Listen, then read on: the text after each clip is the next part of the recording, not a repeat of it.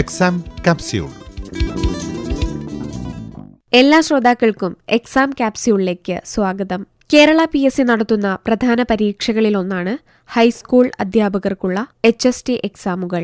ഇന്ന് HST mathematics പരീക്ഷയുടെ 1ാം മൊഡ്യൂളിനെ കുറിച്ച് സംസാരിക്കുന്നു കോഴിക്കോട് ടീച്ചേഴ്സ് അക്കാദമിയുടെ mathematics course coordinator Akshay Kumar. Part A, part B എന്നിങ്ങനെ ആകെ 100 ചോദ്യങ്ങളാണ് HST മാത്തമാറ്റിക്സ് പരീക്ഷയ്ക്ക് ചോദിക്കാറുള്ളത്. പാർട്ട് എ ഇംഗ്ലീഷിലും പാർട്ട് ബി മലയാളത്തിലുമായിരിക്കും ചോദ്യങ്ങൾ ഉണ്ടാവുക.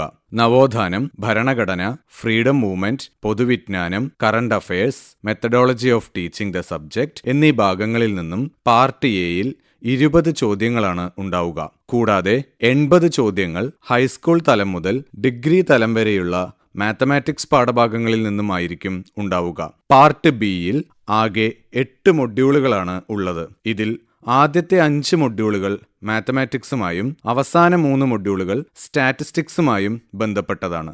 കഴിഞ്ഞ വർഷങ്ങളിൽ നടന്ന പരീക്ഷകളിൽ മാത്തമാറ്റിക്സിനും സ്റ്റാറ്റിസ്റ്റിക്സിനും തുല്യമായ പ്രാധാന്യം കൊടുത്തതായി കാണുന്നു.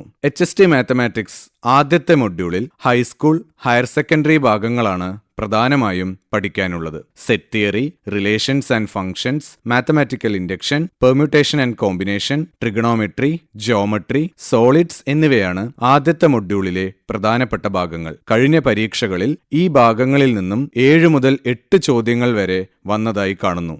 +1 ക്ലാസ്സിലെ സെറ്റ്, റിലേഷൻസ് എന്നീ ഭാഗങ്ങളും +2 ക്ലാസ്സിലെ റിലേഷൻസ് ആൻഡ് ഫങ്ഷൻസ് എന്ന ഭാഗങ്ങളും ആണ് സെറ്റ് തിയറിയുമായി ബന്ധപ്പെട്ട് പഠിക്കേണ്ടത്. വിവിധതരം സെറ്റുകൾ, അവയുമായി ബന്ധപ്പെട്ട നിയമങ്ങൾ, സെറ്റുകളുടെ operations, types of relations, 1-1 functions, onto functions, bijective functions, inverse of functions എന്നീ ഭാഗങ്ങളിൽ നിന്നും സ്ഥിരമായി ചോദ്യങ്ങൾ വന്നു കാണുന്നു. 3-4 ചോദ്യങ്ങൾ വരെ ഈ ഭാഗത്തു നിന്നും പ്രതീക്ഷിക്കാവുന്നതാണ്. കൂടാതെ രണ്ടാംകൃതി സമവാക്യങ്ങളുടെയും മൂന്നാംകൃതി സമവാക്യങ്ങളുടെയും പൊതുവായ രൂപവും അവയുടെ റൂട്ട്സും കോഎഫിഷ്യൻസും തമ്മിലുള്ള ബന്ധവും പ്രതിപാദിക്കുന്ന ഒരു ചോദ്യവും പ്രതീക്ഷിക്കാം. ട്രിഗണോമെട്രിയിൽ 10ാം ക്ലാസ്സിലെ ത്രികോണമിതി എന്ന അധ്യായവും +1, +2 ക്ലാസ്സുകളിലെ ട്രിഗണോമെട്രി ഭാഗങ്ങളും നന്നായി മനസ്സിലാക്കേണ്ടതുണ്ട്. 10ാം ക്ലാസ്സിലെ ദൂരവും ഉയരവും, +1 ക്ലാസ്സിലെ വിവിധ ട്രിഗണോമെട്രിക് ഫംഗ്ഷൻസിന്റെ വിലകൾ, അവയുമായി ബന്ധപ്പെട്ട ഐഡന്റിറ്റീസ് എന്നിവ പ്രധാനപ്പെട്ടതാണ്.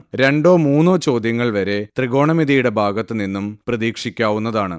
ആദ്യത്തെ മൊഡ്യൂളിൽ വരുന്ന പ്രധാനപ്പെട്ട മറ്റൊരു ഭാഗമാണ് പെർമ്യൂട്ടേഷൻ ആൻഡ് കോമ്പിനേഷൻസ്. +1 ക്ലാസ്സിൽ പഠിക്കുന്ന ഈ ഭാഗത്തു നിന്നും 1 മുതൽ 3 ചോദ്യങ്ങൾ വരെ പ്രതീക്ഷിക്കാവുന്നതാണ്. വാക്കുകളുടെ ക്രമീകരണവുമായി ബന്ധപ്പെട്ട് സ്ഥിരമായി ചോദ്യങ്ങൾ കണ്ടുവരുന്നുണ്ട്. ഹൈസ്കൂൾ തലത്തിലെ ജ്യാമിതിയുടെ പാഠഭാഗങ്ങളും ആദ്യത്തെ മൊഡ്യൂളിലെ പ്രധാനപ്പെട്ട ഭാഗങ്ങളാണ്. ബഹുഭുജങ്ങൾ, അവയുടെ പ്രത്യേകതകൾ, വിവിധതരം ചതുർഭുജങ്ങൾ, അവയുടെ പരപ്പളവ്, ചുറ്റളവ്, വൃത്തങ്ങൾ, തൊടുവരകൾ എന്നീ ഭാഗങ്ങൾ കൃത്യമായി പഠിക്കേണ്ടതുണ്ട്. ഹൈസ്കൂൾ തലത്തിൽ പഠിക്കുന്ന സോളിഡ്സ് അഥവാ ഘനരൂപങ്ങൾ എന്ന ഭാഗത്തിൽ വിവിധതരം ഘനരൂപങ്ങൾ, അവയുടെ പ്രത്യേകതകൾ, വ്യാപ്തം തുടങ്ങിയ ഭാഗങ്ങൾ പ്രധാനപ്പെട്ടതാണ്.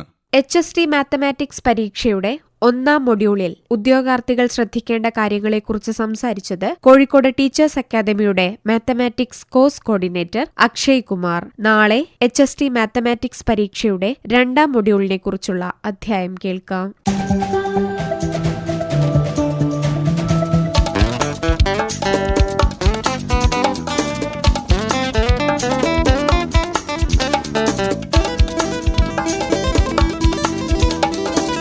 Exam capsule.